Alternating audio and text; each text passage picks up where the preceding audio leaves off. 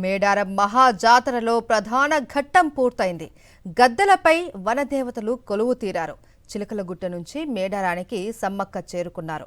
సమ్మక్క తల్లి ఆగమనం సమయంలో గౌరవ సూచకంగా జిల్లా ఎస్పీ గాల్లోకి కాల్పులు జరిపారు. అమ్మవారికి ఎదురుకోళ్లతో భక్తులు స్వాగతం పలికారు.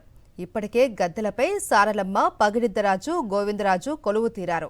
ఇప్పుడు సమ్మక్క అమ్మవారు కూడా గద్దెలపై కొలువు తీరడంతో వనదేవతలను దర్శించుకోవడానికి లక్షలాదిగా భక్తులు తరలివస్తున్నారు.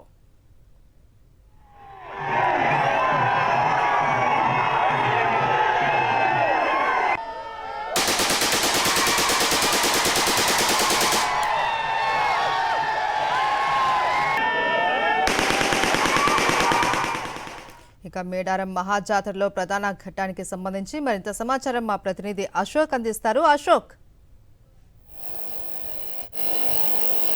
మహేశ్వరి, ప్రపంచం దృష్టిని ఆకర్షించినటువంటి మహాజాతర మేడారానికి సంబంధించి ప్రధాన ఘట్టం ఆవిష్కృతమైంది. సమ్మక్క తల్లి నిన్న చిలకలగుట్ట నుంచి రాత్రి 10 గంటల ప్రాంతంలో ఆ గద్దెను చేరుకున్నటువంటి నేపథ్యంలోనే భక్తులు కూడా భారీ సంఖ్యలో అమ్మవార్లని ఇప్పటికే సారలమ్మ, గోవిందరాజు, పగిడిద్దరాజు కూడా గద్దెలపైకి చేరుకున్నారు. సమ్మక్క కూడా నిన్న రాత్రి 10 గంటల సమయంలో వచ్చినటువంటి నేపథ్యంలోనే భక్తులు భారీ సంఖ్యలో మేడారం బాట పట్టినటువంటి పరిస్థితి ఉంది. మేడారం చుట్టుపక్కల ఎక్కడ చూసినా కూడా దాదాపు 12 నుంచి 15 కిలోమీటర్ల మేర కూడా భక్త జన సంద్రాన్ని కల్పిస్తుంది. ఇసుకేస్తే రాళ్ళంత భక్తులు కూడా ఇక్కడికి వచ్చి అమ్మవార్లతో పాటు ఆ నలుగురు దేవుళ్ళను కూడా దర్శించుకొని మొక్కులు చెల్లించుకుంటున్నటువంటి పరిస్థితి ఉంది. కుటుంబ సమేతంగా పిల్ల పాపలతోటి అందరూ కలిసి వచ్చి కూడా నిలువెత్తు బంగారాన్ని సమర్పిస్తున్నారు. మరోవైపు పసుపు కుంకుమని కూడా సమర్పిస్తూ కూడా తమను చల్లంగా చూడమంటూ కూడా మొక్కులు కూడా చెల్లిస్తున్నటువంటి పరిస్థితి ఉంది. ఒకసారి మనం చూసుకోవచ్చు.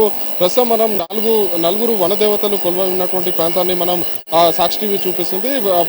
మొదట ఇప్పుడు చూపిస్తున్నటువంటి ప్రాంతం సమ్మక్క